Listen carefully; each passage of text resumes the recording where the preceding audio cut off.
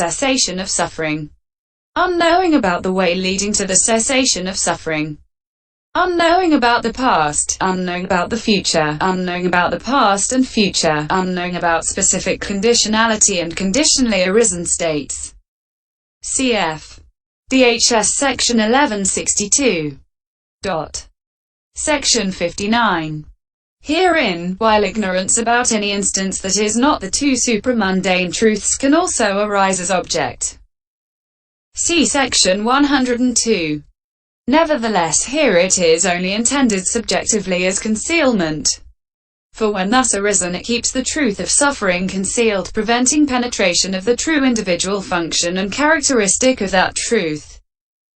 Likewise, origin, cessation, and the path bygone 5 aggregates called the past, coming 5 aggregates called the future, both of these together called the past and future, and both specific conditionality and conditionally arisen states together called specific conditionality and conditionally arisen states, all of which it keeps concealed, preventing the true individual functions and characteristics being penetrated thus. This is ignorance, these are formations. That is why it is said, it is unknowing about suffering, unknowing about specific conditionality and conditionally arisen states. Opening parenthesis. 2. Formations. Section 60. Formations are the 6 mentioned in brief above, thus the 3, namely, formations of merit, etc. and the 3, namely, the bodily formation, etc. Semicolon. But in detail here the first 3 formations are 29 volitions. That is to say, the formation of merit consisting of 13 volitions, counting the 8 sense sphere profitable volitions that occur in giving, in virtue, etc.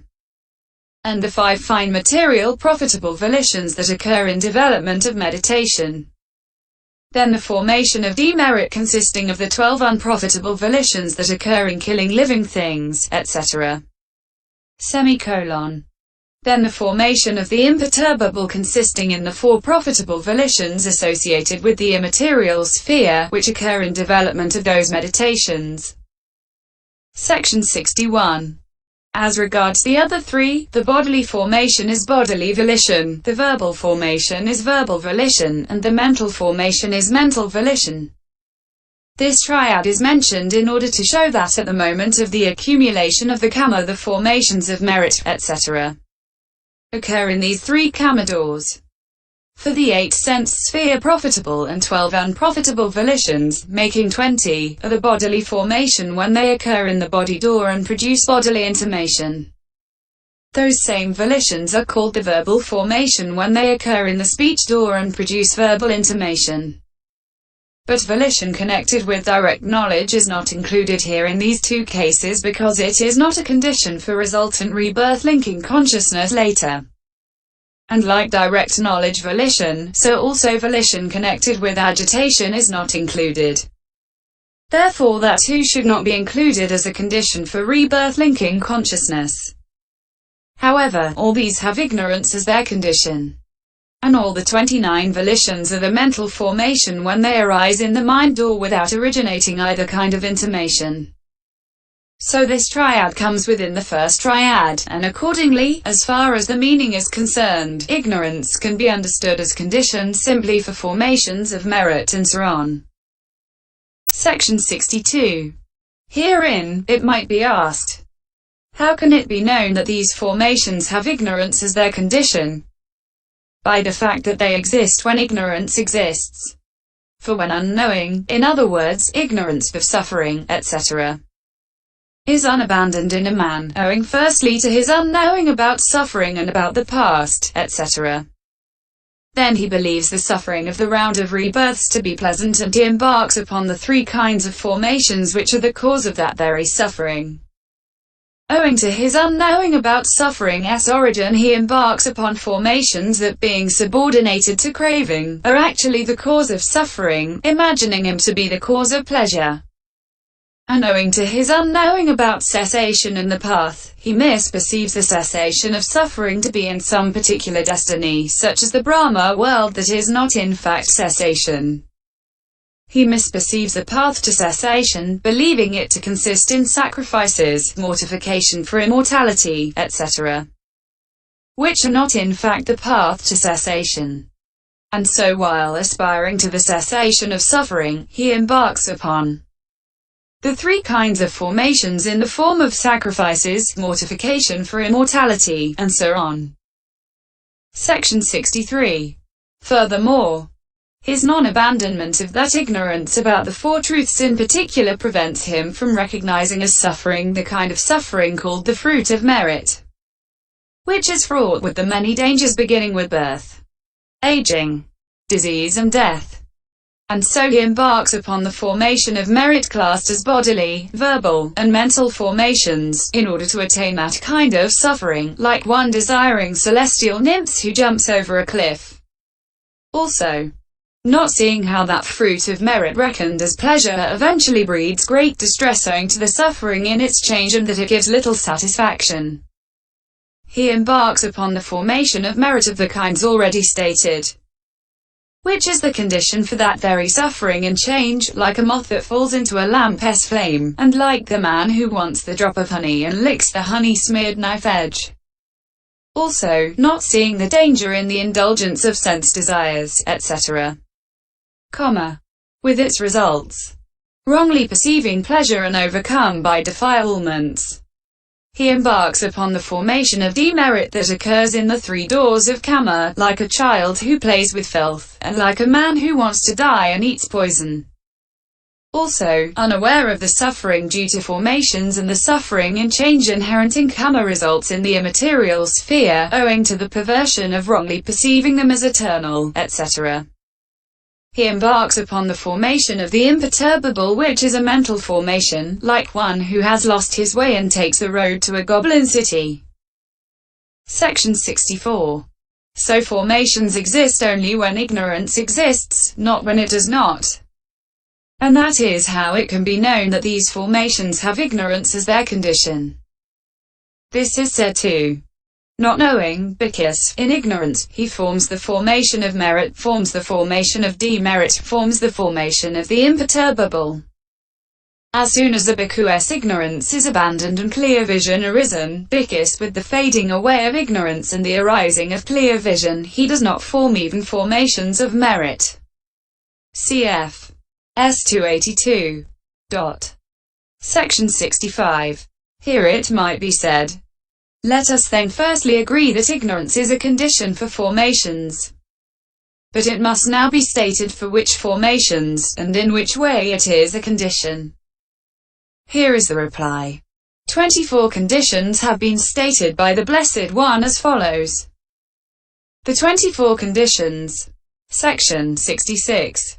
Root cause condition, object condition, predominance condition, proximity condition, contiguity condition, connaissance condition, mutuality condition, support condition, decisive support condition, prenascence condition, postnascence condition, repetition condition, Kama condition, Kama result condition, nutriment condition, faculty condition, jhana condition, path condition, association condition, dissociation condition, presence condition, absence condition, disappearance condition, non-disappearance condition. Pari 1. Section 67. Herein, it is a root cause and a condition, thus it is root cause condition. It is by its being a root cause that it is a condition. What is meant is that it is a condition owing to its status as root cause. The same method applies in the case of object condition and the rest. Herein, cause, hetu, is a term for a part of a syllogism, for a reason, and for a root. For with the words proposition, paina, cause, hetu equals middle term, etc. In the world it is a member of a syllogism. Vocanavayava, that is called a cause. But in the dispensation, in such passages as those states that are produced from a cause. Vinay 40. It is a reason. Karawa. And in such passages as 3 profitable root causes, 3 unprofitable root causes. DHS section 1053. It is a root. Mula. That is called a cause. The last is intended here. Section 68. As to condition. Pakaya. The word meaning here is this. The fruit comes from that, depending thereon. Pakaret asmariti. Thus that is a condition. Opening parenthesis. Pakaya, see note 2. The meaning is, a state occurs by not dispensing with that. What is meant is, when a state is indispensable to another state less presence or arising, the former is a condition for the latter. But as to characteristic, a condition has the characteristic of assisting. For any given state that assists the presence or arising of a given state is called the latter's condition. The words condition, cause, reason, source, originator, producer, etc. are one in meaning though different in the letter. So, since it is a cause in the sense of a root, and a condition in the sense of assistance, briefly a state that is assistential in the sense of a root is a root-cause condition. Section 69. The intention of some teachers is that it establishes the profitable, etc. state in what is profitable, etc. as paddy seeds, etc. do for paddy, etc. and as the color of gems, etc. do for the luster of gems, and so on. But if that is so, then it follows that the state of root-cause condition does not apply to the kinds of materiality originated by it, for it does not establish any profitableness, etc. in them. Nevertheless, it is a condition for them, for this is said. Root causes are a condition, as root-cause condition, for the states associated with a root cause and for the kinds of materiality originated thereby. Pari 1. Again, the indeterminateness of root-causeless consciousness is established without it, and the profitableness, etc. of those with root cause is bound up with wise attention, etc. not with the associated root causes. And if the profitableness, etc., resided in the associated root causes as an individual essence, then either the non-greed bound up with the root cause in the associated states would be only profitable or it would be only indeterminate. But since it can be both, profitableness, etc., in the root causes must still be sought for, just as in the associated states such as wise attention, and so on. Section 70. But when the root cause's sense of root is taken as establishing stableness, rather than as establishing profitableness, etc., there is no contradiction. For states that have obtained a root cause condition are firm, like trees, and stable. But those without root cause are like moss with roots no bigger than sesame seeds, etc. unstable. So an assistential state may be understood as a root cause condition, since it establishes stableness through being of assistance in the sense of a root. Section 71. As to the others that follow, a state that assists by being an object is an object condition. Now, there are no states that are not object conditions. For the passage beginning the visible database is a condition, as object condition, for the I consciousness element concludes thus. When any states, as states of consciousness and consciousness concomitant, arise contingent upon any states, these latter states are conditions, as object condition, for those former states. Pari 1.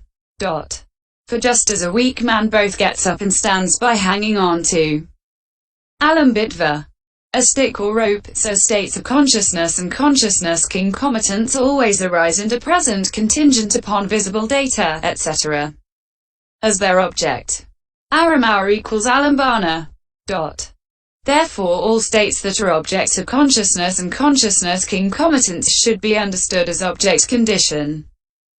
Section 72. A state that assists in the sense of being foremost is a predominance condition. It is of two kinds, as connascent and as object.